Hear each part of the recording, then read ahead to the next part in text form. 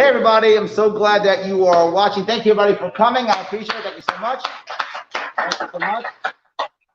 I am sitting down, so it is legal, and I am more than 6 feet away. We're about, what, 9 or 10? So I'm being good. So mask is off. I'm being good. Don't get mad at me. So in any case, guys, thank you so much for coming here. We are, what's the name of the pub? Red's Ale House. That is where we are. This is stop number 44 of 62 crossing the state. The full Sharpe, rocking and rolling. Here in, this is not Seneca. I just left Seneca County. This is Oneonta. Yes, it's Oneonta. Sorry? Otsego County. Yes, indeed. Otsego County, Oneonta. So why am I here? I'm here because if you notice, whenever I cross this state, I do something very important. I always stop by local establishments. I always bring people to local establishments. When I was running for governor for a year and a half, I ate every single time I possibly could eat. Where? At a local diner. At a local diner, trying to put local money into local communities. I talk constantly about local matters, about individual counties being important and valuable. Well, if I'm going to do that and talk that talk, I have to walk that walk. I've got to show up in each county and say, yes, you matter. So I'm here again, crossing the state for the third time. But with that, when I was running, I talked often about the idea of entrepreneurship. It's a very big, important piece for me. For those you don't know, I grew up in the South Bronx, not the best neighborhood in the 70s. My mother and my father were not educated. My father was a cop and then a corrections officer, and my mother was a waitress, was a server. So how do we get out of the bad neighborhood? How in the world did anyone get out of the bad neighborhood? Well, I remember something. I remember how they did. It was through entrepreneurship. Entrepreneurship was the way that we got out of our bad neighborhoods. We had a bad situation with no money. My father was the kind of person who would come home with his money and see some cool albums, records. Yes, but you don't know records were a thing, right? So buy a bunch of records and go, I don't have any money for the rent. Guess I'm not paying rent this month.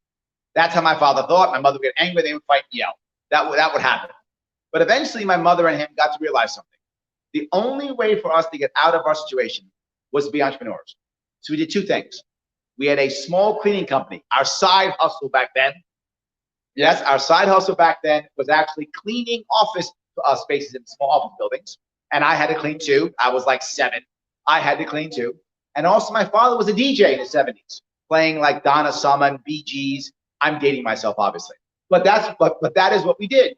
And with that side hustle, we were able to raise enough money and to save enough money. We moved out to Long Island. And to me, that was my Jefferson's moment. Moving on up. Again, I'm dating myself. So yes, and that's what happened for us. That's how we got out. But it wasn't just us. If you look in those neighborhoods, anyone who's ever lived in a poor neighborhood, whether it's the South Bronx or whether it's someplace in Appalachia, wherever it might be, some barrio, some trailer park, the hood, wherever you might have been in your life. What happens when people want to get out of that world? They have to somehow grow their own business. Because if you use a government plan, what happens? It keeps you in that place. When I was a kid again in the South Bronx, you look outside in the street corner and what would you see? Guys in the road banging out dents of cars. Cars used to be made out of metal back in the day. Right? They bang out dents of cars and buff them out, and they would get paid for that. There was no license required for that. Girls would be in the stoop braiding hair. They make money for it. There's no license for that. Now there is, and it costs about $20,000 to get one. In the name of safety, in the name of helping people, all we do is create licensing, regulations, and rules. In the name of safety, and what we do, we wind up hurting the entrepreneurial spirit of the poor among us. It winds up becoming a war on the poor.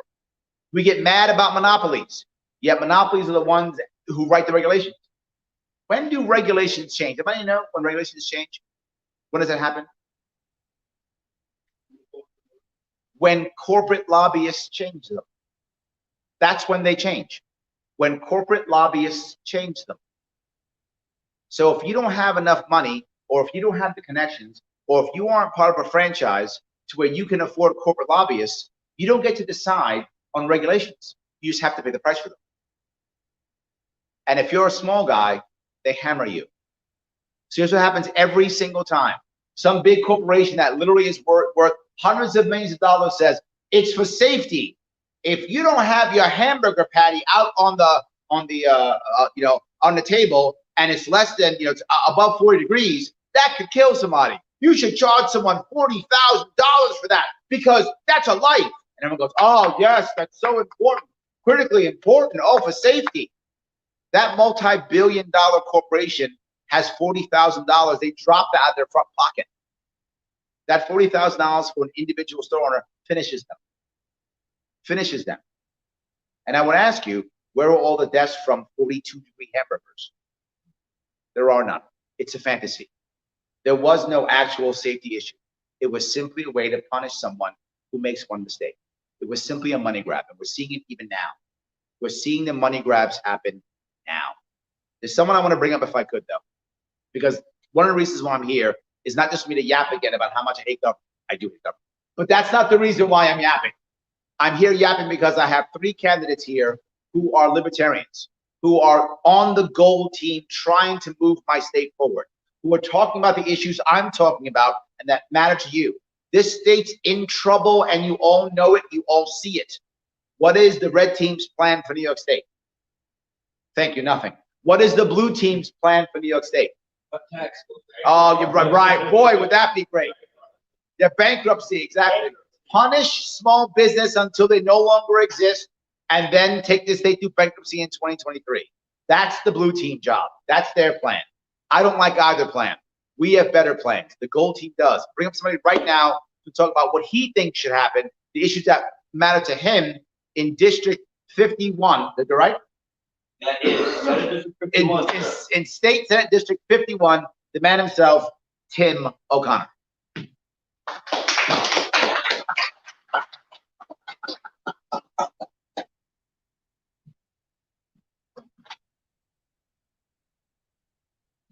All right, so once again, guys, I like to take at least a minute to thank Larry for all of the effort, doing the full 62 again this year, not for your candidacy, but for crazy guys like me. Well, yes, I know. I agree with that. I'm absolutely nuts, but we're seeking impact. We're seeking change. We're trying to get issues on the table. And you do such a wonderful job of hitting on subjects that I want to talk about. Okay, we're seeing the impact, the long-term impact of zoning. We're in a race with the rest of the country to legalize cannabis production, and we're going to lose because of exactly what Larry's saying. We're waiting for a big business to come in, write those regulations for us that are supposedly going to be for the children, and the money just leaves our communities, guys. We're Senate District 51, guys, believe it or not, is the size of the state of Connecticut. It's absolutely huge. Somehow, somewhere along the way, they've managed to break it up into somewhat similar communities. Okay, we would be talking there's small college towns. There's a lot of rural agriculture. But what we're missing is, I can remember back maybe 10, 12, 15 years ago, farming's always been in kind of this flux. It's been moving downhill. People don't drink as much milk as they used to. These things are real. But when we talk about entrepreneurship, the guys that get left out of that discussion are the farmers in our area, small farmers. My younger brother started a farm. He wanted to be an organic dairy. This is just this year, right? Can't find anybody to come get his milk. Bottom line. Okay, so I talked to a lobbyist, a farm lobbyist, and he's like, well, maybe he should grow hemp. And I'm like, well, how much does it cost? And what's the deal to get it in? He's like, well, you got to fill out a paperwork. You got to do this. You've got to set your acreage to produce hemp for a certain amount of time. You have to tell the sheriff's department where it is. And then you got to pay $500. So here this kid is trying to grow an organic dairy, and he's got to come up with $500 more, then find the seeds to buy the hemp, then communicate with the sheriff's department. And it's all because of, like, I want to say, because of a paranoia about cannabis, okay? Yes. We have friends, Peter Yeeple and his wife, Helen. They believe in cannabis. If you guys want to learn about cannabis, check with them. I'm not here to give you the science of it. Jake's missing tonight. He's also an expert on cannabis, but that's fine. There's a path back through entrepreneurship that will help Senate District 51. We have on the order in just Otsego County, 10,000 acres that used to be productive farmland that are no longer producing food, no longer producing anything. They're going fallow. You see them when you drive down the road and you see yellow fields. those are not being used to produce food anymore. And then you see the bushes growing up in the center of the fields. And I'm telling you, that means that field, that farm has gone completely out of business. And we have opportunities through hemp, cannabis, and regulations. So when we talk about regulations, I wanted to point out, they wanted to save the family farm 15, 20, 30 years ago. So they made these confusing zoning and land use laws that don't allow farmers to just do whatever they want with their property. They can't break it up into smaller sections and build 5 houses up in the woods and create a little like hunting community or something like that. They can't. They're not allowed to do those things because of these weird, let's save the family farm. And now we're falling behind on the solutions and the answers. And so the farm is dying, man. They are dying, and we can give them opportunity just by trying freedom, guys. That's the thing that New York State, and you guys know it, I'm not making it up. Every time you turn around, you feel like there's a boot on your neck, okay? You're going to get in trouble for what you're doing. Throw your garbage in the wrong spot. Take a wrong turn. Try to fix a car as a side hustle in your garage in the wrong neighborhood, and you're going to get busted. Try to grow a little business in the wrong neighborhood, and you go nowhere. You're going to go broke. And so let me just give you a little bit about my resume, why maybe you want to consider voting for me, okay, guys? I grew up in Oneonta, New York. I went to high school in Franklin. A lifetime member of Senate District 51, except for 1 year or 2 years where I lived in Syracuse. So basically, I know the issues in Central New York. I'm familiar with the human beings that are trying to make a life here. And some of them are here tonight. My buddy Josh, this guy, crazy like the rest of us, you hard workers that are here making a life. Josh chose to move here to make a life, okay? Yeah, we appreciate it, right? That's a big deal. He's up towards Cooperstown. You guys have heard me talk about him. Warrior Ethos Farms. He's doing something special with food production, and he's got some other things that he's working on. So check it out. Check him out. We appreciate you being here. We appreciate what you're doing, brother, okay? Like, that's a big deal. So sometimes I lose my train of thought. I get very excited sharing your platform, Larry. Where was I going? Does anybody remember? You can go to side hustle and Okay, at Tim for 51, guys, that's my primary means of reaching out. And one of the things I want to talk about too is libertarians, guys. We're already the smartest guys in the room. Politics is a popularity contest. Let's enjoy meeting people. And guys, this campaign, what I've been trying to do, the issues that I have, the little bit of live shows that I do where people come and help me. Guys, I did a show the other night where people came and asked me debate questions because I'm going to be in a debate on Thursday night, believe it or not, a Zoom thing. Somehow they managed to get me invited. Somehow people are hungry for new ideas, new solutions, and I've got nothing if I don't have that, right? We can't just say we're going to lower taxes. We have to have a mechanism to lower taxes. We have to try freedom. We have to talk about entrepreneurship. We have houses falling in the ground all over the place here. We have schools closing up. We have our children getting educated, brought up here, send them to the schools in our state, and they move to other states. They move to bigger cities. And guys, we've got to think about that in terms of economic opportunity. It's a perfectly sane decision to leave this area, Senate District 51. But we want to change that. Huh? But don't do it. But don't do it. But we've got to give them a future. We've got to give them freedom. They go to places where there's things happening, right? And not that there's not things happening here, but we've got to make it better for guys like Joe, right? Okay. I've hung out in this bar off and on for I don't know, 25 years. I mean, I lived around the corner. I've seen what's happened in our communities. I'm offering you guys, the people in Senate District 51, the opportunity to vote for something different, for a change. And guys, if you have questions, if you want to suggest ideas, I've already done a lot of work on solutions. Please check out the stuff on my page.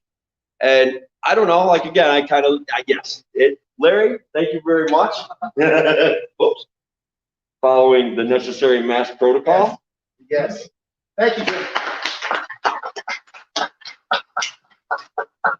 We have to follow our arbitrary rules.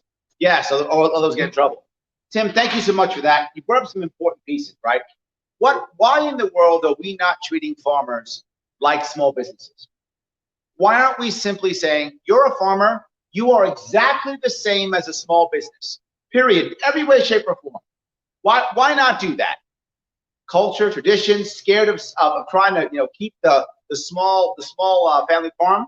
What does government always do? They create a war on something and they make more of it. They try to save something and they make less of it, right? That's how it always works. War on drugs, more drugs. War on poverty, more poverty, right? Let's stop rich people, more rich people, right? No matter what you do, they always make more. It doesn't matter, it doesn't work. So what we should have, what we probably should maybe have a war. Maybe we should have a war on a small farmer. Yeah. We're gonna end the small farmer. We're gonna make them all business owners. Oh, you showed us, government. You taught us a lesson. But imagine if you made it a small farmer and you made that farmer an actual business owner. You made them that way in our heads, in our minds, legally. Now a farmer can get a small business loan. Think about that. Changes everything. Now all the zoning issues that people talk about all the time, they adjust and shift and change because now that's just a commercial property, right? That's no longer a farm. That's a commercial property. That changes everything immediately, how things work. But I'm still not done. If you make them an actual small business, that changes insurance. Now all your workers are insured differently because now it's not industrial. Now it's not farmland. It's a business. It changes everything by just making them that. But the most important piece is exactly what Tim said. We legalize cannabis without waiting for the big business to come in and regulate it for safety. If we instead just legalize it, just do that, what will farmers also get? They'll get investors. They won't just have to get a regular loan that all that does, they take a loan against their actual property. It just delays their eventual demise. It makes their death slow and painful and not fast. I'm not joking. Farmer suicide in New York State is a real thing. That's a real thing that you will not hear any politician talk about except for me, and I've been talking about for 3 years. For 3 years. There's a thing now, please you don't know this. Some of you here, obviously, you know, there's a lot of areas around here of farmers. But they actually have a thing where the farmer, usually the male, usually the husband, usually, but not always, but usually the husband, he knows his life insurance policy. And he makes sure that there is a rider in his policy that after a certain number of years, suicide is paid off. Could be 3 years or 5 years or 7 years, whatever that rider is in the suicide policy. Then after that, he does that, he then divorces his wife. He divorces his wife, takes him to death, puts a shotgun in his mouth. That's his solution. I know you're all quiet because it seems horrible, but you also all know it's true. Heads are nodding here, by the way. They all know it's true. That becomes the only solution. I shouldn't know that. I'm not a farmer. I'm a city boy. How could I know that? Because I've heard that story more than once. When I first heard it, I thought it was just some guy who was nutty. Then I heard it 2 or 3 times. I thought, okay, no, this is real. That's how bad it is. But if we did exactly what Tim said and we made cannabis legal, just legalize it. I said legalize like onions. I don't care. Pick a vegetable. Carrots. I don't care. You pick potatoes. Pick the vegetable. Make it like that. They're calling because they love that idea. So pick a vegetable, whatever it is. And all of a sudden what will happen? We will have craft grows of individual people making great products in New York. Larry, how do you know that? Look at our brewery industry. The exact same thing happened. Now we have a brewery industry that is growing in New York State. We do that with our farmers. You mentioned, Tim, again, thank you for being mentioned. You mentioned people can't get enough, can't buy milk, can't sell milk. But instead, we make it like a small business. If you want to now sell milk on your farm, you can sell it. It's a commercial property. You could just sell it if you wanted to, right? But then we follow one more thing. Some of you remember this. There was a law in Wyoming, it still exists, it's the farm law, where Wyoming says, if you are a farmer and you agree to sell only within Wyoming, you are immune from all federal regulatory bodies. I want to copy that here. So you agree, not by, as you said, Tim, the $500 and the blah, blah, blah. No money grab here. Just, you agree, a piece of paper. I agree, I will only sell locally, that's it. You are immune from all federal regulatory bodies. So sell what you want to sell locally on your commercial property. Only rule is you must stamp every product with not following federal guidelines. You must be transparent. You will hear me yell transparency all day long. And I will keep yelling, you must be transparent. So I know the product I'm buying does not follow federal guidelines. If I'm okay with it, I buy it. If I'm not, I don't buy it. No big deal. If you lie, that's fraud. You should be punished. Fraud is a crime. So you don't lie. You're transparent. You sell what you want. Imagine what would happen if all of a sudden the small local farmers could create their own craft products without federal oversight, and they could sell it locally. It would change how they do business. But I'll go one step further with specifically what you said. What if we had the same thing for now craft dairy farmers, craft yogurts, craft cheeses, right? Craft ice creams. They could sell them. But Larry, they want to sell them outside of the state. No worries. A separate LLC or S Corp, because you're a business, and that is my international arm, and that one follows whatever guidelines are required. But then this one doesn't, because you're not a farm, you're a small business. You can take advantage of that. Changes everything. But it's the best part. Some people, farmers, dairy farmers, they don't want to sell craft ice cream or craft cheese or whatever. But if at least a big chunk are doing that, guess what? Less milk on the market. If there's less milk on the market, the average farmer will be able to sell their milk because half of it will be all going up to craft ice cream and cheeses. You don't have to be a genius to figure this out. You just got to be crazy enough, like Tim is, to think, how can I actually solve a problem? I know I keep saying this. I'm ramming this into your ears. I hope you're listening. If you want actual problems solved, you talk to libertarians. We don't just yell, I'm not the other. Now, I have another libertarian to bring up who's talking about things just like that. He wants to be Maryland Town Supervisor. He is talking about exactly those issues. The ideas of licensing, the ideas of zoning, making his town better. This is what I want us all to care about. Bring it up, Andrew Hammill.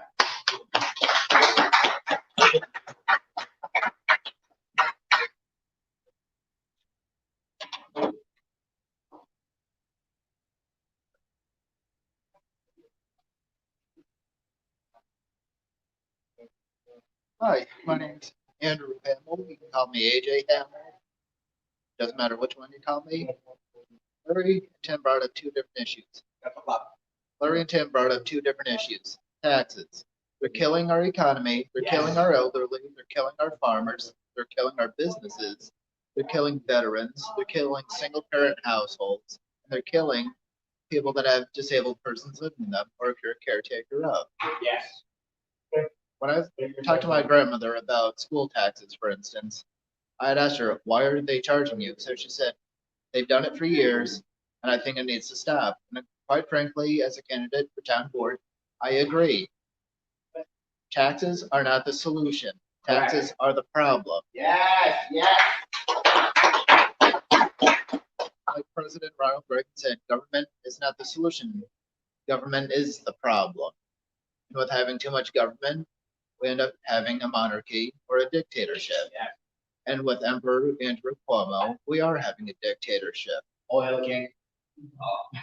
Or a Sig Heil, whichever one. With taxes, they're ridiculous. If I get elected to town supervisor, I'm taking a firm stand against Cuomo by saying we are not paying property taxes. The elderly are not paying property taxes. The veterans are not doing property taxes. The disabled aren't. The farmers especially. And with Governor Cuomo's laws, as what Tim and Larry have said with farmers are getting screwed every damn day. Yes. And it pisses me off to no end. And as the great grandson of farmers, it frustrates the snot out of me. I've talked to our former town supervisor. The taxes went up for his property. And I said that is the most ridiculous thing ever. Now granted, our school board, who I highly respect, has to follow mandates enacted by Emperor Cuomo. Oil king. Those mandates are screwing over school districts. They're saying who to hire, who to not hire. Get rid of the damn mandates. Yes, yes, yes, For school board last year, I wanted to end the mandates, to take a firm stand against Cuomo. I wanted to say, get rid of the damn things. We're reporting your ass out of office. Take your pick, which one. Obviously, I didn't get elected, regrettably, but there's always next year. Going on another thing with property taxes. Our county board just recently announced that, well, one of the members said, if we don't raise property taxes, we'll just have to get rid of some services. I'd like to make a firm statement to the county representative. Has he ever heard of consolidation? No. Has he ever heard of merging departments? No. That would lose jobs. Well, it can lose his job. Yes, yes. The other thing that I like to bring up is with businesses. It's ironic. This is no offense to owners of bars or anything. I've got the greatest respect for business owners. But why is it the governor is fine and dandy with opening up bars, opening up restaurants, hell, opening up Walmart, but yet sets strict regulations with places of worship? The Constitution doesn't say that you have to have any regulations, regardless if it's a pandemic or not. I want to take a firm stand for the places of worship and saying they're opening up fully, not minimally. Right. We need a town supervisor in Maryland, quite frankly, the United States, to start sticking up for our places of worship and saying we are going to open up, regardless of what an arrogant ass governor has to say about it. Yes. And I will take a firm stance against it. And another Constitution amendment that I'm passionate about, the Second Amendment. Yep. The government is screwing over our Second Amendment rights. They're saying, oh, we have the authority to tell you how much bullets can be in a magazine, what kind of stock you're supposed to carry. Let me ask the Washington politicians this. Where in the Constitution does it say it? Nowheres. We need people like Tim, like Larry, like Victoria, to take a firm stance against the Republicans and the Democrats that want to have stricter gun control, because stricter gun control doesn't do a damn thing. It only adds to the problem of why we need small government, not large government. Large government doesn't solve a damn thing.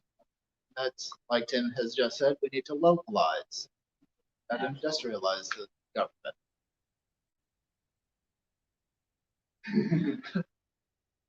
Furthermore, with farmers and everyone that's living in my hometown, I'm willing to stand by them. Our current supervisor has drafted so many laws, so many zoning laws, so it's impossible to have a business in my community. I want to eliminate every one of them. Nice. And start fresh by having the business owners, whether they're current or former business owners, saying, these are the laws that we'd like to have. This is how we should have businesses, not how we shouldn't have businesses. Granted, the town needs to be spruced up, which I want to enact that the town board needs to start helping people clean up their properties, not dictating to them by either getting taxed or getting some other ridiculous charge against them. Need to be more helpful, not dictating. And regrettably, with our current town supervisor, he sucks up to the governor. Does he stand up for the places of worship? No. But yet he whines and complains, being the staunch Republican that he is, saying, oh, I hate Cuomo, wham, wham, wham. Well, does he do a damn thing to stand up against him? Hell no. My advice, vote Libertarian, vote Gold if you want change, and a swift kick in the ass with the government. There we go. Nice.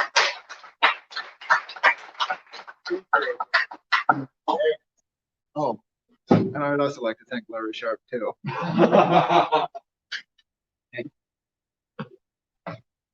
Nicely done, AJ. Thank you so much, AJ, for that. I want to bring up two separate things that he talked about. The idea of regulate. Do we know what regulation was supposed to be? Regulation was supposed to be to make regular, not to restrict. The government was supposed to say things like, a foot is this long. We should, sell milk in the form of gallons, not pounds, or whatever the case may be. It was supposed to make commerce regular. That's what regular was supposed to be. So that everyone knew when I said I'm giving you a pound of sugar, we all knew what a pound was. We all knew, are we trading in gold? Are we trading in silver? Are we trading in dollars? We all knew what was regular. It wasn't to say you can't sell or you may not do. It was so that everyone would understand, we'd all be on the same page. That's what we were supposed to do. Boy, are we far away from that. Boy, are we far away from that. It was supposed to make sure there was no fraud, that you weren't lying. When you said you're going to buy 10 pounds of sugar for $1 or whatever it cost at any given time, that it was actually 10 pounds of sugar and it was actually $1. That was true. That's what government was supposed to do. Man, have we lost that. Now it tells us what and when and how we do our business in every way, shape, and form. And it's all because they love us. That's what it is. It's all for the children, Jim. It's all for the children. But I'm bringing up something else. And what AJ talked about, and he was passionate about, was us closing down places of worship. And that's in our First Amendment. That's literally in our First Amendment. How in the world can you do that? And I want to go to someplace else. This goes back to the idea of, do we own our own bodies or not? Now, it is my personal opinion that if you're over 70 and you have a pre-existing condition, that you shouldn't go to church. That's my personal opinion. And that's all I get to do is use my First Amendment right and give you my opinion. I have no right to stop you. It is my personal opinion that any church, synagogue, temple should go out of its way to provide another way for those people who are elderly to somehow worship. That's my opinion. And I get to say my opinion. But I don't get to tell you that you can't do it. I don't get to stop you from doing it. But I don't. If you think in your life it is worth risking your life, if you are over 70 in a prison condition for your faith, that's your right. That's in the First Amendment. I don't get to dictate that. I can give you my opinion, and you can go, you're right, Larry, or you can say, take a hike, Larry. Either one's okay. Either one's okay. You own your life. The example I give is my own parents. My mother and father both passed away of cancer. When my father passed away of cancer, he was younger. In his 40s when he died. And he was all about quantity of life. He was like, do whatever it takes to keep me alive. Give me chemo. Cut me open. Do whatever it takes. I want quantity of life. Keep me alive. My mother also passed away of cancer. When she passed away, she was older. She was like 60s. And when she passed, she was like, no. I want quality of life. I want to spend time with my grandchildren. And if you give me something that knocks me out to where I can't do what I'll do with my grandkids, don't let me go. That was her world. This is 7, 8 years ago. She put a mask on and went to an amusement park with my granddaughter when she was in the chemo. The doctor said, don't do it. Your immune system's shot. You just had chemo. She said, if I die playing with my granddaughter, I'm okay with that. And who's right? She's right. They both are. My dad was right and my mom was right. It's their life. What they find a priority is what matters. You own your life, not me. AJ gets that. Thank you, AJ, for that. You get that. You own your life. That's what it's all about. That's the most important thing. So I want to bring on someone else here. We brought up a lot of stuff, but I'm bringing it home. My cleanup hitter, who is running for Congress here in New York State.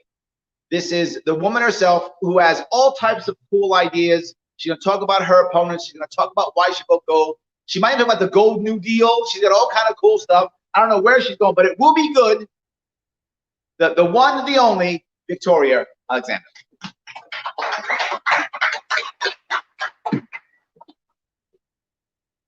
Thank you, Larry. This is stop number 9 of the 11 stops that we will have together. Thank you so much. I couldn't do this without you because people come out to see Larry. People trust Larry, and they should. He's our next governor. I'm in Ola country. And Ola was the Republican candidate who got beat in the primary by Kyle Vandewater. But there are perhaps some irregularities in the way the votes are counted according to some people, which made the supporters of Ola, who are very, very enthusiastic around here. I get messages all the time. We love Ola, and I see the signs out there. They're not going to support the Republican candidate, and neither is the Republican Party either. He has no funding. They're sitting this race out. This race is really between me and Antonio Delgado. But some people are so upset and so dedicated to Ola that they're going to write her name in. And I want you all to trust your heart and your instincts when you vote. I would never tell you to go against what you feel is right. Don't vote for the person that you think can win or for some other reason. Vote for whatever you think is right. But if you get in there and you forget how to spell Ola's last name when you're writing her in, you might think about voting for Victoria Alexander instead. And I want you, before you go in that voting booth, I want you to look up my website and find out about my platform. Now, everyone got excited about What's your website? my directdemocracyus.org, and I'll bring that up again. Everybody got excited about Ola because she came out against democratic socialism. Because people around here are afraid of government solutions. They're afraid of government health care that is going to take all your decisions away from you. Government is going to tell you what kinds of procedures are mandated and whatnot. Government is going to have free college tuition that everybody else is going to pay for. Government is going to give everybody universal basic income. Every single citizen of the United States is going to get a check for $1,000 a month, rich or poor. Do you know what will happen when you create new money and just give it to people without getting any services or product for that? Gain votes? You will get votes, but you will get inflation. You will see inflation by exactly $1,000 a month. So I wanted, Larry was talking about those regulators, those lobbyists. Do you know who's a lobbyist? Do you know who is a lobbyist of the largest lobbying firm in the country? Aiken Gump, Antonio Delgado.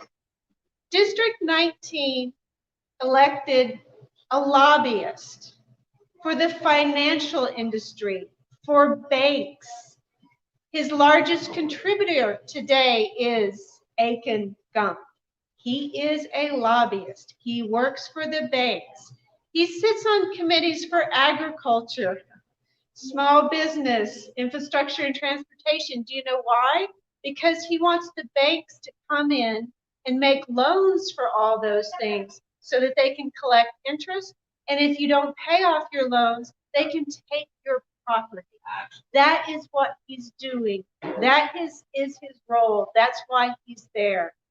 So people, Ola fans, it's very, very important to get this man out of office. Not just for District 19, but for the whole country, because this plan is being replicated in every congressional district all over the nation. Get the lobbyists out of Congress. It sounds really nice sometimes when you say you want democratic socialism to help the people. But Sounds great. everybody was saying, yeah, fascists never come in and say, you know, I'm going to take everything you have and tell you. They don't do that. They tell you, I'm going to give you everything and I'm going to make your life easier. Otherwise, people wouldn't go along with it. But listen, the Republicans are passive now. They're the elected representatives in the Republican Party are not really doing anything. They're just, yeah, they're on cruise control. Thank you. Thank you. Don't have to. Libertarians, as you've heard, have solutions. We actually care about things like the environment, like your health, and like your economic well-being. But we have plans that don't involve taxing you and don't involve giving more power to the government.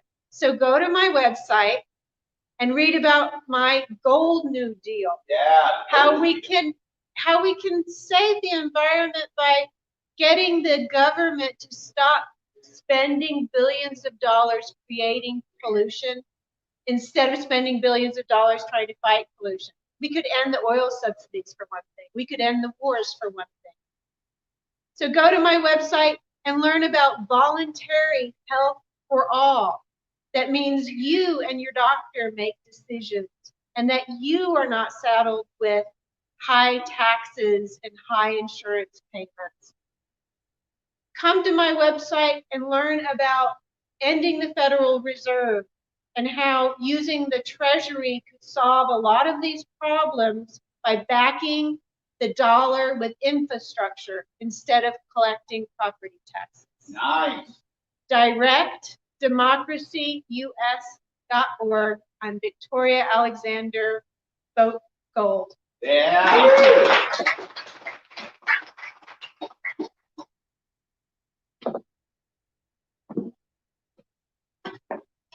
Oh, so good, guys. We have three great candidates, three amazing candidates. I'm so happy that they're here with us. I want you to realize something. I'm asking you all, everyone watching and all of you here, to please consider voting gold this year. Why would I do that? Because I'll ask you a more important question. How in the world are we going to heal this country? How are we going to heal the country?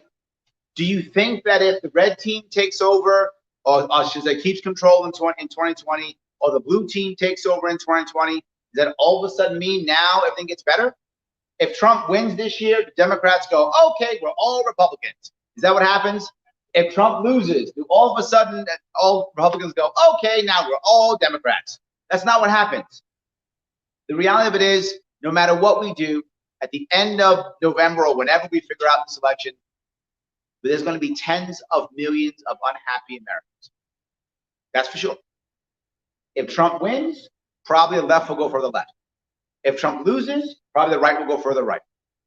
Neither is the right answer. That's going to dig a deeper hole and make a bigger gap between our two parties. Libertarians, we can make a difference. Well, Larry, that's just you talking trash. It isn't. I'm going to give you logic and an actual example. Well, Larry, you libertarians, you're never going to have 51% of the state assembly. You're right. Not soon. What if we just had 6, 8, or 10 people who won? Just 3 or 4 people who won the state senate. That's it. We would be the swing vote. We would actually control the assembly or control the senate with just 4 or 5 people in the senate or 10, 11 people in the assembly. Imagine if we had 4 people in Congress, 5 people in Congress, 2 in actual senate. Any of these victories, and we would then literally, through the swing vote, control the state. Wouldn't that be great? Imagine if every time some Republican says, here, I would like to have a bill that would make government smaller. Democrats put a rider on it that says, absolutely, let's just add these taxes. We can go, aha, great bill, get rid of taxes. Well, Democrats, hey, here's a bill to make the playing field more even. Republicans go, great, but let's make sure our lobbyists get this. You know what? Pull the lobbyist piece out, make the playing field more even.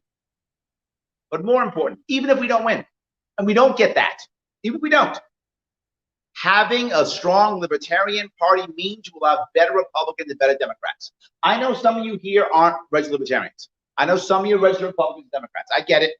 Shame on you. I'm kidding. I get it. And no worries if you don't actually change. Okay, I hope you all become Libertarians. And I mean, if you're watching, you're not registered Libertarians. But if you're a Democrat or Republican, don't you want to have better Republicans or better Democrats? In these gerrymandered districts where you know who's going to win 6 months before the election's over, what incentive do they have to be better? None. That's why they're not. We all know Democrats are supposed to be about civil liberties. They're not. Republicans are supposed to be about smaller government, less taxes. They're not. Why? They don't have to be. But imagine if there was a Libertarian, a strong Libertarian Party, even didn't win, but would take 5, 10, 15% of the vote. If that person didn't do their job, they would have to be better. You'd have to have better candidates who do better things. This is valuable for everybody. Vote gold this year. I said I'd give you examples, and I'll give you 2, one in New York and one in the current country. In New York, the Green Party in New York is hurting. For those of you who don't know, the Green Party in New York is hurting. Why is the Green Party hurting? Because the Green Party did its job. It actually pulled the Democratic Party left. And as you pull the Democratic Party left, Democrats are happy with the left Democrats are happy with the Democratic Party. They don't vote Green. The Conservative Party is going strong in New York. Why? It sucks. It doesn't pull the Republican Party right. If it had pulled the Republican Party right, there'd be no need for a Conservative Party. How about I see a Libertarian Party? Pull both parties towards liberty. Pull both parties towards freedom. Pull both parties towards being as liberal or as conservative as you want to be, but just don't force your views on others. pull both parties towards localism, pull both parties towards counties being counties and cities being counties, being cities. If you want to do that, let vote gold, that will happen. And now I'll give you a national piece. Justin Amash is the only Libertarian congressman there is. Only one is Justin Amash. When George Floyd died, the left said, all cops are evil, and the right said, all cops are saints. Neither is true. Cops are human beings doing a job. They're not all saints. They're not all demons. It's not true. That my father was in law enforcement. He was just a man. Everyone, they're just humans. But they yelled these two things. They yelled, defund the police or back the blue. What's your solution? None. No solution. Defund the police, back the blue, no solution. Justin Amash said, I have an idea. Why don't we try an idea of ending qualified immunity? That's an idea. Let's try a solution. Now, some people watch might go, great idea. Some might say, bad idea. But it's an idea. And it was a bill that was presented. He went over to Democrats and said, hey, Democrats, will you support it? And many did. And he went to Republicans and said, Republicans, will you support it? And many did. Did it go to the floor? No. But imagine if we had more libertarians who would bring it to the floor. That would have been debated. We would have had an actual plan to make a better system, because cops are in a bad system. So why can't we fix the system? Because we're too busy yelling, defund the police or back the blue, and we're not trying to fix anything. But the most important piece here, though, is Justin Amash crossed the aisle. Imagine if you're a Democrat now and you cross the aisle and talk to Republicans. What happens to you? You lose your seat. But if you're a Republican, you cross the aisle, talk to Democrats. What happens to you? You lose your seat. But if you're a Libertarian, by default, you will talk to both. If you want to keep feeling righteous, keep voting red or blue. Go ahead, you'll feel good as our country falls to the toilet. But if you actually want to make things better and heal this country, you have to vote gold this year. Look on your ballot. Joe Jorgensen will be on it. Vote for her for president. And if there's another Libertarian on your ballot locally, vote gold this year. Make our country better. Make our state better. Make your county better. Make us have better government. Thank you, everybody. Thank you for coming. Thank you all for watching.